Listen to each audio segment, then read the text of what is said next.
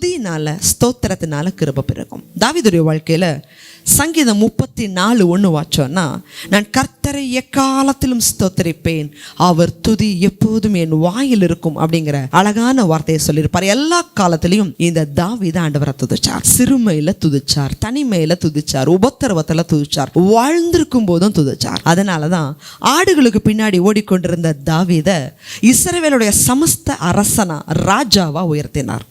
யுத்தமே அறியாத தாவீதுக்கு யுத்தத்துடைய மகா பராக்கிரமத்துடைய அபிஷேகத்தை கொடுத்து அவர் பூமியில வாழும்போது ஒரு சத்துருக்கள் கூட தாவீதை எதிர்க்க முடியல.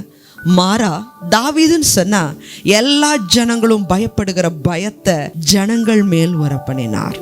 தேவஜனமே, ஏன்னா அவர் துதியின் வீரன். உங்க வாழ்க்கையில துதிய பிரதானமா வைங்க.